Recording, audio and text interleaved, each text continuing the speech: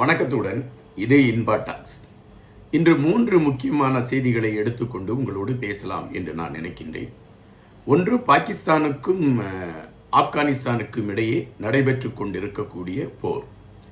இரண்டாவது, அமெரிக்காவின் விமானப்படையின் மிக முக்கிய அதிகாரியாக இருந்து ஓய்வு பெற்றவர் திடீரென்று கைது செய்யப்பட்டிருக்கிறார். டெக்சாஸ் மாநிலத்தில் வைத்து அவரை கைது செய்திருக்கிறார்கள். எதற்காக அவரை கைது செய்தார்கள் என்பதை ஆராய்கின்ற பொழுது அது ஒரு பெரிய அதிர்வலைகளை ஏற்படுத்தி கொண்டு இருக்கின்றன. மூன்றாவது விடயம் இலங்கையை மையப்படுத்தியது. இலங்கையில் நடைபெற்று கொண்டிருக்கக்கூடிய கைது, சுரேஷ் சாலே என்பவரை கைது செய்திருக்கக்கூடிய விடயமும், அதற்காக சிங்கள தலைவர்கள் வேகம் கட்டிக்கொண்டு அதற்காக அவர்கள் களத்தில் இறங்கி இருக்கக்கூடிய சூழலையும் மையப்படுத்திய தகவல்கள் எதனை நோக்கி நகர்கிறது? இந்த 3 விடயங்களையும் மையப்படுத்தி தான் இந்த காணொலியில் பேசலாம் என்று நினைக்கின்றேன். எனவே காணொலியை கடைசி வரை பாருங்கள். எங்களுடைய வலையொலிக்கு புதிதாக வந்திருக்கக்கூடிய தோழர்கள் பகிர்ந்தளியுங்கள். இன்னும் உங்களுடைய நண்பர்களுக்கும் எங்களுடைய வலையொலியை குறித்த செய்திகளை பகிர்ந்தளியுங்கள். தொடர்ச்சியாக நாம் காணொலிகள் வெளியிடுவதற்கான ஒரு களமாக அது அமையும். முதலில், பாகிஸ்தானுக்கும் ஆப்கானிஸ்தானுக்கும் இடையே நடைபெற்று கொண்டிருக்கக்கூடிய போர் என்னவென்று நீங்கள் அறிந்திருப்பீர்கள். நேற்று பாகிஸ்தானில் இருந்து வான்வழி தாக்குதலை கையில் எடுத்தது. அந்த வான்வழி தாக்குதலில் ஆப்கானிஸ்தானின் மிக முக்கிய பகுதிகளிலெல்லாம் இந்த வான்வழி தாக்குதல் நடைபெற்றது. அதாவது ஆப்கானிஸ்தானின் இராணுவ தளங்கள், ஆப்கானிஸ்தானின் உயர் அதிகாரிகள் தங்கி இருக்கக்கூடிய இடங்கள், இவைகளை மையப்படுத்தி இந்த தாக்குதல் நடைபெற்றது. இந்த தாக்குதலை இரு நாடுகளும் ஒத்துக்கொண்டு இருக்கின்றன. பாகிஸ்தானை பொறுத்தமட்டில் பாகிஸ்தானின் பாதுகாப்பு அமைச்சர் இந்த போரை வெளிப்படையான போர் என்றே அவர் அறிவித்து விட்டார். நாங்கள் மறைமுகமாக தாக்குதல் நடத்தவில்லை, எங்களை பொறுத்தமட்டில் ஆப்கானிஸ்தானோடு நாங்கள் போர் செய்வதற்கு தயாராகிவிட்டோம் என்பதை தெளிவுபடுத்தி இருக்கிறோம் என்று அவர் தெளிவுபடுத்திவிட்டார். ஆப்கானிஸ்தானை பொறுத்தமட்டில் இதில் நாங்கள் பின்வாங்க போவதில்லை என்று அறிவித்திருக்கிறார்கள். எதற்காக பாகிஸ்தான் ஆப்கானிஸ்தான் மீது தாக்குதலை நடத்தியது? ஆப்கானிஸ்தானில் இயங்கிக் கொண்டிருக்கக்கூடிய தீவிரவாத அமைப்புகள் பாகிஸ்தானின் எல்லை பகுதியில் அவ்வப்போது தாக்குதலை நடத்துகிறது. அப்படி தாக்குதலை நடத்துகின்ற பொழுது எல்லையில் பாதுகாத்து கொண்டிருக்கக்கூடிய வீரர்கள் மரணத்தை தழுவக்கூடிய ஒரு களத்தை நோக்கி அது நகர்ந்து விடுகிறது. எனவே பாகிஸ்தான் பலமுறை இதை குறித்து எச்சரிக்கை விடுத்தும் ஆப்கானிஸ்தான் தீவிரவாதிகளை வளர்த்து விடுவதில் வேகம் கட்டுகிறது. எனவேதான் பாகிஸ்தான் தன்னை நிலைநிறுத்துவதற்காக இந்த தாக்குதலை அறிவித்து நடத்தி இருக்கிறது என்ற செய்திகள் வருகின்றன. அப்படி என்றால் ஆசியா கண்டத்தில் ஒரு பதட்ட நிலையை உருவாக்கி இருக்கிறதா ஆப்கானிஸ்தானும் பாகிஸ்தானும் என்கின்ற கேள்விகள் எழும்புகின்றன. ஆப்கானிஸ்தானை பொறுத்தமட்டில் நாங்கள் பாகிஸ்தானில் தந்திருக்கக்கூடிய இந்த தாக்குதலுக்கு பதிலடி கொடுக்காமல் ஓய மாட்டோம் என்று அறிவித்திருக்கிறார்கள். அதுபோல எல்கை பகுதியில் இந்த தீவிரவாத அமைப்புகளை சார்ந்தவர்கள் தாக்குதலை எடுப்பதற்கான ஒரு களத்தை எடுத்துக்கொண்டு பாகிஸ்தானுக்குள் நுழைவதற்கான முயற்சிகளை எடுத்துக்கொண்டு இருக்கிறார்கள் என்கின்ற விடயத்தையும் நாம் இங்கு புறந்தள்ள முடியவில்லை. இது ஒருபுறம் இருக்கக்கூடிய சூழலில் அமெரிக்காவில் நடந்திருக்கக்கூடிய ஒரு கைது, அமெரிக்காவின் விமானப்படையின் முன்னாள் முக்கிய நிர்வாகியாக இருந்தவர் ஏடி பிரவுன்.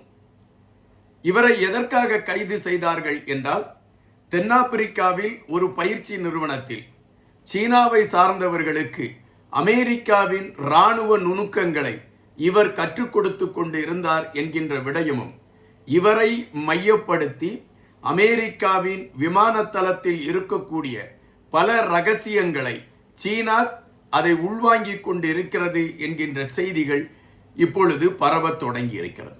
அதன் அடிப்படையில் தான் இந்த ஏடி பிரவுன் என்பவரை கைது செய்திருக்கிறது. டெக்சாஸ் மாநிலத்திற்கு வந்திருந்த அவரை புலனாய்வுத்துறையை சார்ந்த அதை FBI என்கின்ற அமெரிக்காவை சார்ந்த உளவு பிரிவை சார்ந்தவர்கள் அவரை கைது செய்திருக்கிறார்கள். இந்த கைது அமெரிக்காவை சற்று யோசிக்க வைத்திருக்கிறது என்றுதான் அங்கு இருக்கக்கூடிய ஊடகங்கள் செய்திகளை வெளியிடுகிறது. அமெரிக்காவின் இராணுவத்தில் இருந்தவர்கள் தங்களுக்கான சுயநலத்தில் இதுபோன்ற செயல்பாடுகளை எடுத்திருக்கிறார்கள் என்பது அமெரிக்காவின் இராணுவத்தின் பலவீனத்தை காட்டுவதாக இருக்கிறது என்ற குற்றச்சாட்டுகள் எழும்பி இருக்கின்றன. இது ஒருபுறம் இருக்கக்கூடிய சூழலில் இலங்கையில் நடைபெற்ற கைது யாரை கைது செய்திருக்கிறார்கள் என்றால் சுரேஷ் சாலே என்ற முன்னாள் இராணுவத்தின் தளபதியாக இருந்தவரை கைது செய்திருக்கிறார்கள்.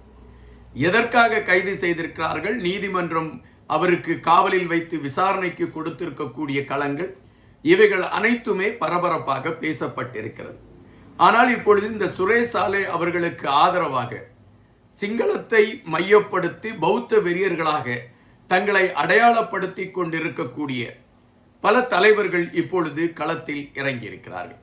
அதில் முதன்மையாக இருக்கக்கூடியவர் சரத் வீரசேகரா. அவர் இப்பொழுது குறிப்பிட்டிருக்கின்றார், அந்த நிகழ்வு நடைபெற்ற நேரத்தில் சுரேஷ் சாலே அவர்கள் இலங்கையிலே இல்லை. இலங்கையிலே இல்லாத சுரேஷ் சாலே அவர்கள் இந்த தாக்குதலுக்கு தொடர்புடையவர் என்று கணக்கிடப்பட்டிருக்கக்கூடிய விடயம் ஒட்டுமொத்தமான அரசியல் நகர்வு என்று அவர் விமர்சித்திருக்கிறார். அதற்கு அவர் சில விளக்கங்களையும் சொல்லியிருக்கிறார்.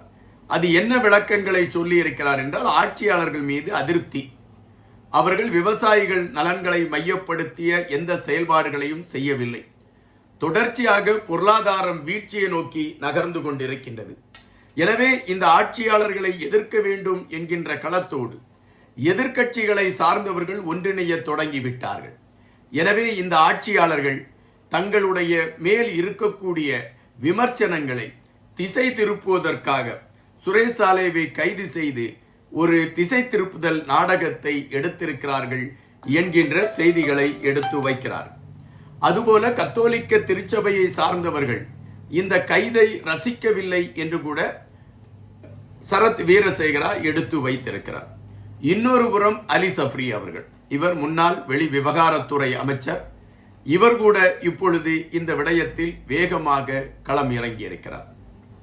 எப்படியாவது சுரேஷ் சாலேவை பிணையில் எடுக்க வேண்டும் அல்லது சிறைச்சாலையிலிருந்து அவர் வெளியே கொண்டு வர வேண்டும் என்கின்ற நிலைப்பாட்டில் மிக தீவிரமாக களம் அமைத்து அலி சஃப்ரி அவர்கள் செயல்பட்டு கொண்டிருக்கின்றார். ஆனால் இது எந்த கோணத்தில் போய் முடிவடையும், இதன் பின்னணியில் இருக்கக்கூடிய பல உண்மைகளை அரசு எடுத்து வைத்தார் அவருக்கு ஆதரவாக நிற்கக்கூடியவர்களுடைய நிலைமை என்னவாக இருக்கும் என்கின்ற கேள்விகளும் எழும்பாமல் இல்லை. ஆனால் தற்பொழுது உள்ள சூழலில் மிக முக்கிய குற்றவாளியாக இருக்கக்கூடிய மௌலானாவின் வாக்குமூலத்தின் அடிப்படையில் கைது செய்யப்பட்டிருக்கக்கூடிய சுரேஷ் சாலே கம்பி எண்ணுவது தொடரும் என்ற சூழல்தான் தொடர்ந்து கொண்டு இருக்கின்றன. நன்றியுடன் இன்பா.